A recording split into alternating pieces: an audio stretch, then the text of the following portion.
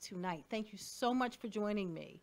Um, I'd like to first start by talking about the title of the book. The name of my new book is called Top Down Confusion: Is Gray the New Pink in Education?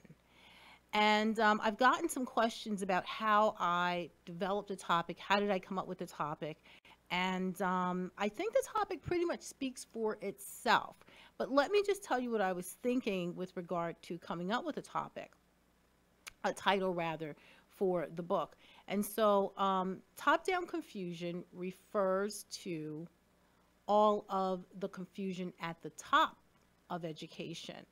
And let's start with some of the appointees by presidents, former presidents, who have just put people in place in terms of at the federal level who have very little background in education. And I think if you have very little background in education, you likely are not going to really know all the ins and outs concerning what type of things you need to be putting forth and what type of things don't belong in a school's curriculum.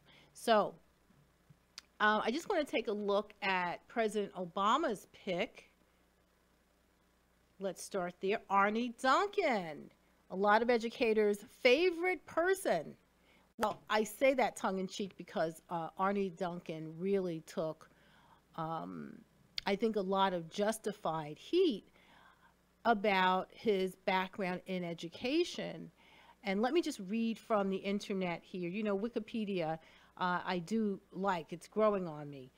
It's a quick reference, and it just has some of his basic early years in education background. And so it states that Duncan was raised in Chicago.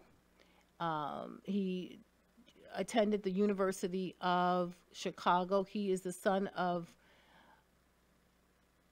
Susan and Starkey Duncan. His father was a psychology professor at the university, and it goes on to tell a little bit about, you know, how he was raised. So he wasn't raised in a single parent family home. Sounds like he had a pretty good beginning. And in terms of how he escalated to become U.S. Secretary of Education, you would think that someone who attains that position, the U.S. Secretary of Education, the highest level of education in this country, would have a solid background in education. Well, let's just take a look. So he did attend Harvard University, and he graduated with honors from Harvard. So that's a plus. He played basketball, very athletic gentleman. And he rose to become CEO of Chicago Public Schools. Now, it's interesting because he had never taught school. He had never taught school. The only thing that I can see here that he did was he started a youth program. It says that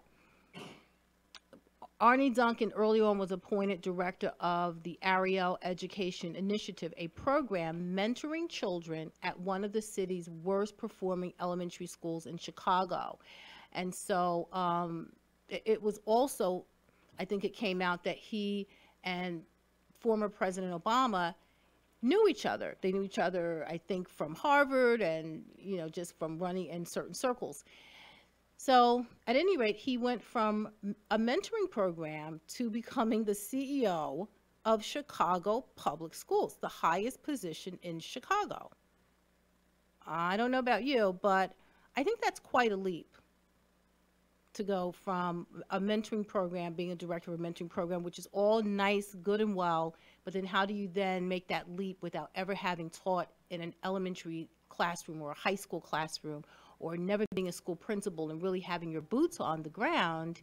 How do you make that leap from becoming a program mentoring director to becoming CEO of a Chicago Public Schools? I don't know. Maybe someone out there can explain it to me. And then from CEO of Chicago Public Schools, he then became or was appointed U.S. Secretary of Education. And as you know, he served in that position under President Obama. So, any callers? My number here is 609-807-2492, 609-807-2492. You can just jump into the conversation at any time. So going back to the title of my book, this was one of the reasons why I decided on that title, on that being part of my title, Top-Down Confusion, because if you have confusion in any organization, typically it begins at the top. Look at your leadership. And when we look at the leadership that we've had in the past decade in this country, and even beyond that, you know, in the book, I talk about other past U.S. Secretary of Education individuals who did not have strong backgrounds in education, you know, and I think that when you have weak links beginning at the top of any organization, you're going to have some issues and some serious ones. And so we have gone from President Obama's pick for our U.S. Secretary of Education to now President Donald Trump's pick for U.S. Secretary of Education. And I think people, again, you know, came out, parents, a lot of educators really voiced their opposition to the appointment of Betsy DeVos. Now, Betsy DeVos, she is a billionaire. She's a billionaire. Out of Michigan. She has a lot of charter schools in Michigan that she owns. A lot of private schools in Michigan that she owns and is attached to. Now, that's another issue altogether. How do you own a charter school and you've never been in education at all on any level? And one of her claim to fame is that she was a PTA mom. And nothing against billionaires. I happen to like billionaires. Nothing against PTA moms. I love PTA moms, right? They are the heart of any school. However, how do you make the leap from being a PTA mom to being a U.S. Secretary of Education? I mean, this is her go-to is, oh, I was, you know, not only a PTA mom, I think she was a PTA leader as well in her kids' school. And hooray for her. I think that's awesome. But then how do you become U.S. Secretary of Education and you have so many schools that are looking to you for direction? And yes, she can offer, I think she can offer a piece of what kids need and what needs to happen in schools. And I think a large part of change should come from parents. We should be talking to parents about, what they think. Excuse me. Taking a sip of tea. I think that we should be talking to parents about what needs to change in school districts because parents have a pulse many of the times with regard to what needs to change and what some of the areas of weaknesses are. So for sure, parents need to have a voice at the table. However, again, when we talk about someone running our education system in this country, that person really should have come through the ranks. Do I have a call? I have a call coming in. Okay, great. Caller, you are on the line. Good evening. Hi. My name is Cindy. And hi, Cindy. Hi, how are you? I am doing well. How are you this evening? Good. I've listened to your radio station before. I liked some of what you've been saying.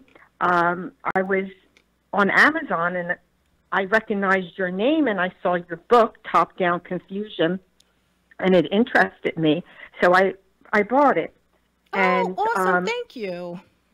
I'm a parent, just so you know, I'm a parent, I'm a grandmother, and I'm concerned about our education system.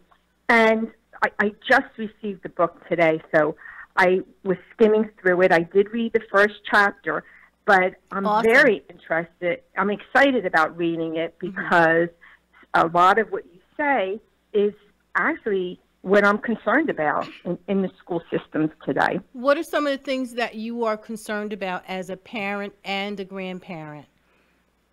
Well, I have two grandchildren. They're actually in Florida going to school. Mm-hmm. And the eldest, who is 10, when she first entered the school, they were not sure about her. I guess she was a little more outspoken, didn't fit the mold. And they didn't realize what type of child they had. Here, this year, she made the President Award. She's, getting straight A's. They had no idea of her potential. Congratulations, Grandmom. Thank you. That but must I make you feel proud. Sometimes they label the kids. I don't really think that they are really looking at each student and, realizing each student's potential. I think they like I said, they label them, maybe put them in a box. Mm-hmm. And I'm not sure why. Is it the funding they're getting? I don't like the politics that are getting into the schools system. So, mm-hmm. Well, and you know what? Thank you so much for bringing that up. And that is, I think, pretty much a running thread throughout the book. And I start to talk about it a little bit in the very beginning of the book. If you've had an opportunity to read the first chapter, I talk about the politics that is now creeping into our school districts. And a lot of initiatives are filtering down from the top. So when you have a billionaire, as we now do, as a U.S. Secretary of Education, you have to wonder, what is her agenda? She doesn't have a background in education, but she is a billionaire. So, what is her agenda? And if any initiatives and when any initiatives are coming down the pike, we have to question the motives of those initiatives, and are they good for children? Right. Mm-hmm. I mean, I believe in less government, so I don't think that more government is, better. Mm-hmm. I think the local district has more of a handle on the children, than somebody that's sitting, there in Washington. They really don't know our children. You hit the head on the nail. That's right. Yeah. Yeah, that is so true. Yet, this is where most of our initiatives are coming from. They're coming from Washington these days. And like you said, those who are in the schools with the kids, like the teachers and school principals, they're going to have your children's best interest at heart. Absolutely. Right. Yeah. So, yeah, I totally agree with you. And I think you're going to enjoy the book if that is your thinking. Oh, yeah, I'm really, like I said, I just received it, but I thought, let me call in because I'm really excited to just sit down and really, focus on it and have a good read. Thank you. Thank you. Well, the first book, I learned a lesson. And I think as we make mistakes in life, we should also learn from those mistakes. And so the first book I wrote primarily for superintendents and school principals. But there were so many people interested in education. And when they picked up the book, they said, well, I like the messages, but it really wasn't geared toward me as a parent. So this book is geared toward parents and educators. So there's something in this book for everyone. The first chapter was a very easy read for me, so I'm very excited to continue on reading. Awesome. Did anything resonate with you in that chapter? Well, the politics. Mm-hmm. Like I said, I'm very concerned about the politics getting into more than just the education. It's creeping into everything. And I, was concerned about that. Yeah, absolutely. All the testing. I'm wondering, in some ways the testing is very good, but then in other ways it kind of stifles the child because the teachers are so focused on the testing, and I don't know. I don't know how creative you can be when you're worried about the testing. That's right. The two can't coexist. Right. They really cannot. I mean, if your culture, your school culture is test driven, You know, creativity cannot thrive in such a culture. Right. Hmm. Yeah, and I mean, unless even if you try to strike a balance in today's school, testing takes such a precedence over everything else. The kids feel the And tension. yes, I was going to say, I would think that the kids it would be, very stressed during, all this testing. And Hmm. I don't think that is any, that could be, that's not really good. That's yeah, it's not. It does not create a healthy environment when Right. America touts itself on being creative. Everybody looks at our country as, wow, you can be anything, the sky's the limit. But in actuality, like you said, the government is creeping into every aspect of our lives, and it's almost like we have this invisible curtain, iron curtain. Yes. Yes. Really. And that's, you said that. That's the feeling that I get. Hmm. Yeah, so it's I'm concerned about it too. And if you read on, I also have a portion of my book where I talk about freedom of speech, children and their right Yes. to be free to That is say really what they concerning. really are feeling. Yes. Because I'm not really, I'm paying more attention to the freedom of speech in our colleges, and that really disturbs me Oh, because I yeah. think, I can really see how what's going on there, how certain groups are not permitted to speak over other groups. It's a slippery slope. It really is. There's very little balance in colleges, and I'm glad you brought that up. But now we're Yeah. starting in lower grades, with having children be politically correct. I mean, that sounds like a harmless, it sounds like a harmless, way to say you can't really say what you want to say, but it's not harmless. Right. Political correctness, I think, does more harm than good. That is my personal opinion. And, for those of you who disagree with me, fine. For those of you who agree with me, hey, great. Read the book. But that's definitely something else that I tap into is this whole culture of political correctness and what it's doing to children. I absolutely agree. Absolutely. That's why I'm so excited to read your book Thank because you. I feel like a lot of what you're saying is a lot of what I'm thinking. So, Thank you so much. And you know what's very good. funny? So, just the other day, the book just came out, as many of you know, on May 31st. And so, just the other day, someone said to me, she's a librarian, and she said, "Oh, this is such a great book. Why don't you get together with some of the educators in the area and go to some of the schools and provide a talk?" Well, individual teachers and school principals love the book and are going to read it this summer. However, it becomes a little touchy when you bring up certain subjects because I'm not pro everything. I'm more, this book is more geared toward asking questions. Are we overexposing children to LGBTQIA? Should we consider having some discussions about religion in schools?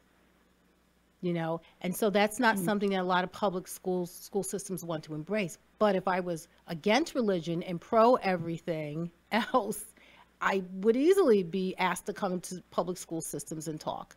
So there's no Right. balance. There's very little balance in our schools in terms of the school culture these Absolutely. days. Yeah. Absolutely. And that's what I was saying, that certain groups are allowed to talk and certain groups are not allowed to talk. I guess if you don't have the same opinion or agenda, then you're not allowed to talk. And Hmm. that is very concerning because and when I was in school in my day growing up, every voice mattered, Hmm. whether it was agreed upon or not. I think that's healthy. Yes. And You know, we didn't have, just a few decades ago, we didn't have all this big push for diversity and culture everywhere you go, diversity and culture training, diversity and culture. We didn't have this forced upon us. You went right. out, you traveled, you dealt with each individual as a human being, as a person, Some people you're going to like in life, and some people you're not. Right. I mean, that's the reality. Right. And And I think so, people get turned off when things are forced upon them. I think yes. if you leave people alone, it happens naturally. Mm-hmm. Look It at really does. kids. You're so right. That is such a great point, because if you look at kids and how they play together, they don't see color, they don't see No, differences. They no, try their best to know what is it you like to play so that we can play together. You know, absolutely. Absolutely. that's all they're And, interested in. growing up, um, my brother and I, we were a year apart. In fact, our birthdays were on the same day. Hmm. And because we were so close as children, I would sit down and play with his trucks or his, punching bag sometimes. And there were times he would sit and play with my Barbie dolls. I mean, that's just because we were so close. That's just the way it was. And we grew up fine. Yeah, and that's right. Kids just want to play. Yeah, They, yeah, and they're always looking for similarities in order to find, some common ground so that they can have fun. That's the end right. game for them. And it wasn't a big deal. Today everything's a big deal, and they're drawing attention to things that young kids should not be subjected to, because that's not how their minds think. Right. Their minds are innocent. Mm-hmm.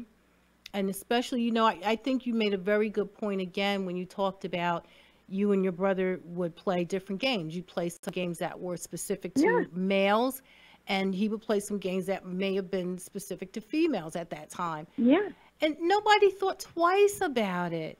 And today you no, would have been labeled, and I wonder if they're having a gender identity crisis, and it's really overload in our society, I think. definitely overload, Hmm. definitely. Yeah.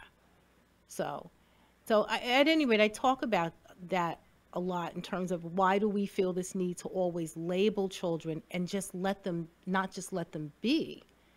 Let them grow into Right. who they're going to be. And they will grow into who they're going to be. Absolutely. Hmm. Yeah. Yeah. Yeah. So, yeah, But I when you won't. expose children, the same with, I mean, with all the violence, with the video games, and Oh, very violent. We were growing up, it just was not violent like that. So, hmm. we're exposing our children to a lot. Yeah, and that is another point that I bring up in the book in terms of all the violence that children are exposed to versus when they enter into a school building and they're asked to literally check their religion at the door. So, how do you Right. temper all this violence? There's nothing there to balance it. And then what message I also talk about. I ask a lot of questions in the book that need to be asked, and one of them is if you're a child and by all rights you're told that religion is a good thing, right? That's what you're taught when you go to church or wherever you worship. You're taught that religion is a good thing. But when you enter into a school building, it's almost viewed as a curse word. Yeah. Yeah, And but and you and, can and watch that all the violence on television you want, and you can engage in conversations or write any creative piece you want on something violent. And those papers are accepted, as creative thought or creative thinking. However, right. religion, you're being asked as a child to check it at the door. Check it at the door. Absolutely. And I don't think that's good either. I think when they did away with prayer in school, and I understand there's different religions, but if you have a silent prayer, then it doesn't really interfere with anybody's religion. But I don't think people of religious faith are really are concerned about prayer in school. So, but I think it's very, very important, to have that moment of silence, just to, Absolutely. go within yourself Just and to focus and you're on, yeah, on yes, something good and peaceful. ab- Absolutely. And that's what we don't have. Yeah, absolutely. And, you know, I also talk about ways that religion enhances education or has enhanced education Mm. over the years. And I don't think that, you know, too many people are looking at ways in which education actually strengthens education Mm. in every area. And, you know, religion and art, religion and um, mathematics. Religion stretches over every discipline and can be woven into Absolutely. education very nicely. And I think it could be beneficial to children. Absolutely. But we have this attitude, you know, toward religion. And also, you know, there are ways that you can teach religion that is not quote unquote illegal because there's some things you can't do. You can't openly have a prayer in class. Right. Okay, right? You can't open up But the that's why I Bible like and the preach. silent prayer. Right. But, you know, teachers are so fearful and school principals are so fearful of lawsuits and backlash that they literally, many school districts now have a zero tolerance policy for religious discussion because they don't know where the line is. Mm. But I think it's worth them finding out because look at where our kids are today. I mean, in terms of the violence level and the suicide rates and the heroin Right. addictions that we are dealing with in this country. Absolutely. I feel like Absolutely. they need to have some type Faith. of, yes, something, some kind of anchor or faith to look up Absolutely. to that they can turn to. mean, absolutely. You need to turn to within yourself, whether you know whether you want to believe in a God or you know a source. You know, we come from something, and to believing that something, you know, it gives you heart. It gives you hope. You know, so. Absolutely, I agree. Thank you so much for calling in tonight. I believe we have Thank another you. caller on the line. And Cindy, thank you also for listening to the show. I heard you say earlier that you're a regular listener or that you have listened to the show before, and for that I really appreciate it. I have, and I will listen in the future. And I'm going to read your book. I'm looking forward to it. Thank you so much. We'll talk Thank about you. the book again later on in the months to come. Okay. All right. Have a good evening. Thank you. You too. Bye bye. Bye. So that was Cindy, and I just really enjoyed listening to her and talking about some of the topics that are addressed in my book. There's just so many things that are being overlooked, I think, in our society, and we're simply just kind of going along with the status quo in terms of, you know, yes, okay. Hi, caller, you're on the line. Hi, Dr. NACE. How are you this evening? I'm doing well. How are you? I'm doing well. My name's Nicole. I just wanted to call in and make some comments about some of the conversation that you were just having.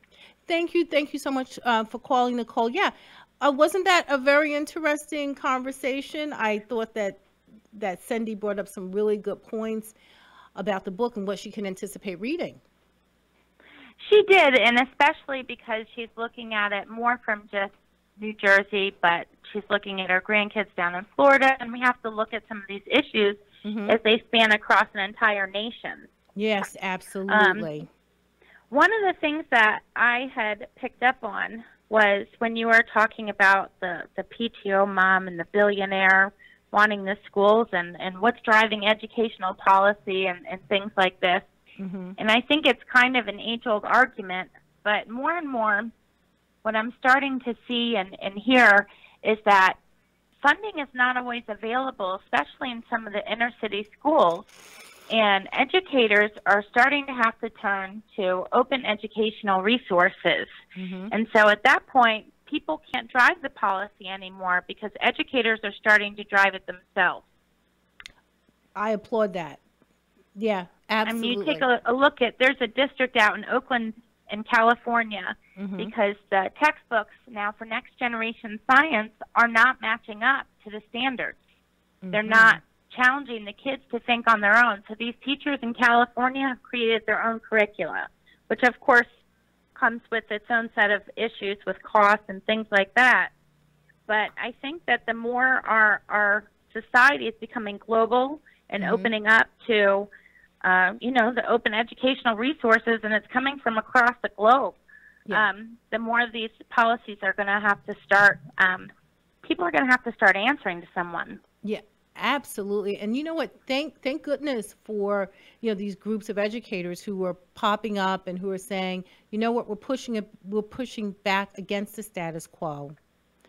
And so for that reason, maybe we needed to have this top-down confusion happen, to sort of wake educators up, teachers up to say, you know what, we need to be taking more control of our curriculum. Absolutely. And I think that there is a movement spreading towards that. There's a whole series of webinars happening right now. It's been advertised in Education Weekly because administrators want to give their teachers a more empowerment. They want to help them because they're the ones that are in the classroom. I mean, it's kind of like Undercover Boss, where that boss doesn't know what's going on, right? Until they put on the disguise and get in there and realize it's not as easy as it looks. Right. And the administrators that I see that I look up to are the ones who they're doing the administration and they're empowering their teachers to teach. That's an ideal administrator. Absolutely. And then one who also knows something about teaching. That helps a great deal. Oh, absolutely. You have the people who are coming in who have no background in teaching and have no background in working in a school system. And I don't know how, even if they wanted to do a good job, I don't know how they're expected to understand the trials and the tribulations and all the things that the teachers have to deal with in the classroom if they've never been a part of that. Nicole, that's a very good point. And you know what? I would say, if you're in charge of an entire country, if you are the U.S. Secretary of Education, I would imagine that you love the country and you do want to do a good job. But I agree with you. How can you? Even if your heart is completely in the right place. Right? Yeah, that's right. You don't know what you don't know.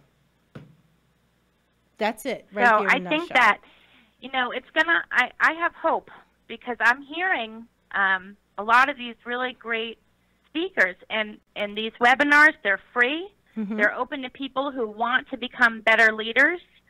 And there's actually a gentleman right now who's serving as an educational consultant, trying to remember where he is. I mean, his name is Michael Remillard, and he's an educational consultant in Louisiana. And he's starting to, everything that they do in Louisiana, it's open for anyone to see, for anyone to copy, for anyone to improve upon, criticize, so that we can all work together. That's what you call real transparency. I love that concept. What's his name? Michael, how do you spell the last name? It's Remillard, and he's an education program consultant down in Louisiana for the state. And so the idea, Dr. NACE, is what he would like to do eventually is to empower the teachers and then to turn that power over to the schools that are educating them to release the state of that responsibility. Yeah, so that people can start to run themselves. Well, yeah. I mean, that's what a good coaching model is. It really is. It's you coach, because I've coached before, and I coached in the state of New Jersey, and we had an excellent model here, I must say. And one of the things that we would go in knowing, we would always go into a school knowing that you coach to a point of independence. You don't coach to a point of dependence. So that's, I think, is the model that you're describing, is that he's coaching educators, school principals, superintendent, et cetera, to a point of independence, not exactly, and empowerment and not fear. Yeah.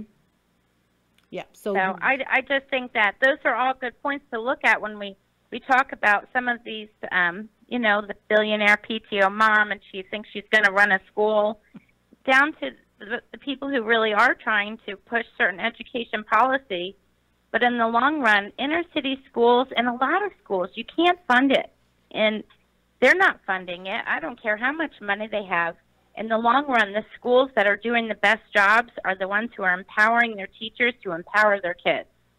Absolutely. Yeah. And I talk a lot about that too, in terms of trying to just educate parents in this book about what's really going on in education. And I write in layman's terms in this book.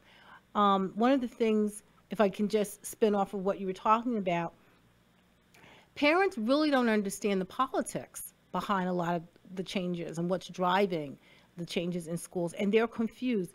So if you have someone at the top who has never been in a classroom, who's never had boots on the ground, who is creating initiatives for school districts, the teachers, by the time that information filters down to the classroom, it doesn't make sense to the teachers because they're speaking two different codes, if you will. They're speaking two different languages. The person at the top doesn't understand realistically that these initiatives cannot roll out smoothly in a classroom. They sound good when you're sitting behind a desk and you're creating them, but by the time they filter down to those people who have boots on the ground, they find it difficult to roll out a lot of that information. And so that's where the problem comes in. But a lot of parents don't get that. Yes, I agree 100%. It's like that in any business model you're going to use. If the boss doesn't understand what it's like on the ground level, you're never going to be successful. Absolutely. Yeah. And so that's what we're basically dealing with in education in this country. And hopefully the tides are turning. Like you said, there's a couple of groups that are cropping up and that are pushing back. You know, and I tell a lot of people. I also see it in social media. Educators now can actually brand themselves, and educators are becoming Twitter famous for their work. Yes, they are. And it opens them up to, like you said, transparency, to what they're really doing in empowering people. One educator in this state I think does a really fine job of that is Barry Sage, who's over in Tabernacle. The Tabernacle School District is really about empowering their teachers and growing and elevating to become better educators, and in the long run, empower the kids, the parents, to all meet the same goals.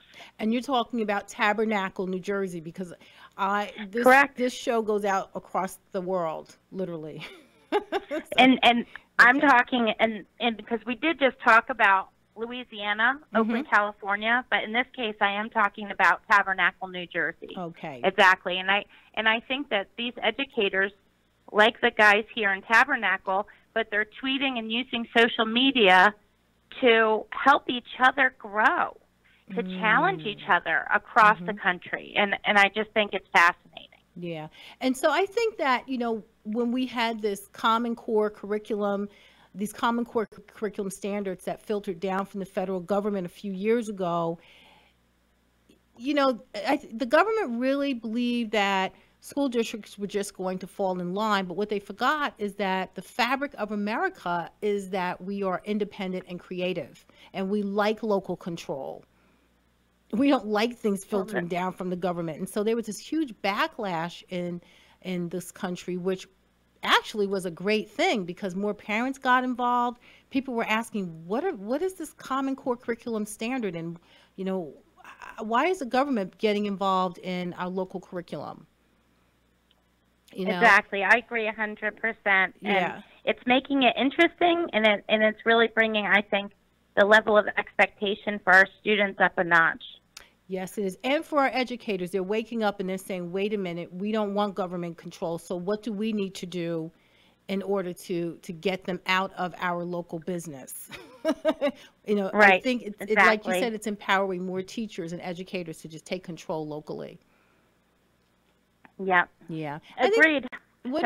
Now, in terms of President Trump, I really think that a lot of what we're talking about here, whether you agree or disagree with Trump, a lot of what we're talking about is this pushback.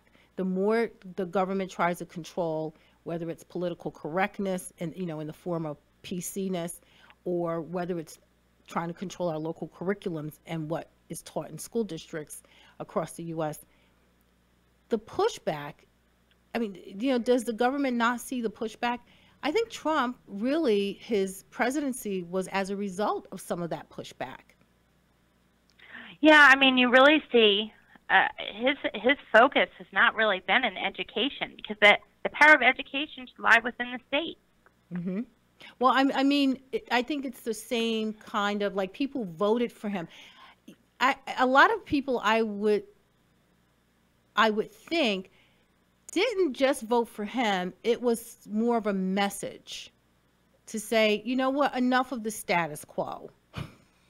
We want something different. And even if I don't like him, we want change. Exactly. Exactly. Yep. I won't tell you where I stand on President Trump. You don't have to, but I'm saying I just think it was phenomenal how he became elected. Yeah. And I think it was in terms of whether people liked him or not, you know, I'm not going to ask, but I really believe that it was pushback against the status quo, period. Dr. Nasa, you make a really good point, because phenomenal just doesn't even describe it. That's a moment that went down in history for exactly what you're saying. Yeah.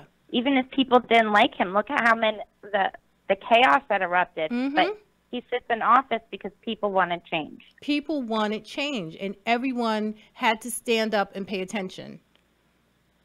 He forced that upon the American people. You had to pause. He certainly did. You had to pause and pay attention, you know? Absolutely. Yeah. And so this is what's happening in education as well. Well, I think it's an exciting time, and I think it's growing. The expectations and the changes is growing faster than we've ever seen it. So it'll be interesting to see what continues to happen. Absolutely. Well, thank you so much for calling. Did you have any other comments about the book? I don't think so right now. I mean, we covered a lot. Yes, we did. It just came out, so we'll have to dig a little deeper into it. But thank you so much for taking my call. Oh, thank you, Nicole. Call again. Thanks. Have a great night. Okay, you too. Bye. So, you know, again, some very good points were brought up by the last caller, Nicole. And, you know, I liked what she had to say about some of the pushback that we're seeing in places like California, some of the new type of thinking with regard to educators being more transparent, sharing more materials. That's where the learning is going to change. It's not going to change by the government coming up with initiatives and saying, here, do this, do that. It's going to really come from the ground up, you know, and this top-down confusion that I discuss in the book, and that's prevalent in many of our educational systems, we really need to change that dialogue. We need to change that, the way that things are shaping up in our school districts, because top-down does not work. We know that from the business models. Most good business models are all bottom-up. We need to hear from, and I don't think not only our school teachers, but we need to hear more from cafeteria workers who deal with our children each day, the custodial workers. Listen, give the custodian in your school 5 minutes and a hot cup of coffee. He can tell you who you should keep and who you should fire, all right? You know, we need to have discussions with every single person in the school district. And so my approach has always been, if any of you have read my first book, totally systemic. That's my approach. I believe in a bottom-up approach, and I believe in including everyone within the school district. The parent voice is extremely important. The child voice, which often goes unheard, is very important, because they can tell you if a teacher is effective or not. I remember my favorite teachers, and guess what? They were good teachers. You always remember your good teachers very favorably, and you never forget your bad ones either. So kids also should be weighing in on the conversations about what needs to change in education. It should not be coming from, you know, and God bless these people for being U.S. Secretary of Education, but you know, come on, these are some very weak backgrounds to run it's the top level office in the United States, you know, in one of the most developed countries in the world. And here we have U.S. Secretary of Education appointees who have never stepped foot in a classroom. So I say shame on us. Anyway, I do talk about that at length in the book and a few of the chapters. I also, just to give you an overview of much of what I discussed in the book before we go off the air. So in chapter 1, I talk about the graying of teaching and learning, because the other part of the title of my book is called "Is Gray the New Pink in Education?" And I explain that term to you, why I chose to put forth that question. And then in chapter 2, I discuss educational change and bullying and more gray areas in education. There are so many areas in education, I think, that have moved to the forefront that really should not be there. I mean, we initially were in the business of reading, writing, arithmetic, social studies, giving children good, solid educational skills. And now we veered into bullying has become, huge at any professional learning session for educators. I mean, you can barely go to a conference now and not have sessions on bullying. We have so many things that are taking the forefront in education, and we have to ask why. And if you read the book, I have my own opinions about that. Why are we focusing on other issues like LGBTQ? You can barely go to a conference now as an educator and not have a few sessions, or at least a session on lesbian, gay, transgender, etc. And so why in education are we focusing on other areas beside the core teaching and learning areas? And then in chapter 3, I asked the question, what's it like for children in the gray zone? Because we are forcing so much upon them, and we're overloading our school districts with so many different topics other than the basics, the core subject areas. I think personally, if you make sure that children have a very solid education, they can think critically, they're able to navigate through life, they'll be successful in college, they'll make good choices if they're smart individuals, intelligent. And so, but we take on water. I think, a lot of schools are taking on water like a boat takes on water. And what happens when a boat takes on too much water? So at any rate, I talk about that, all the confusion that we add to what should really be a very basic, simple, good educational system. We tend to bring a lot of things into the curriculum that are questionable. And then 4, the title of that chapter is Religion, the Light of the World. And I think I talked a lot about that this evening with Cindy and Nicole tonight, and you will have to read the book. Chapter 5, do schools contradict the principles of critical thinking? And that speaks to this whole climate that we're creating in this country with political correctness. And I question, have we gone too far with political correctness? Should we take another approach? And I actually offer what I think is a very common sense approach to getting kids to think on their own and having them become critical thinkers as young adults, because I think that's the end goal.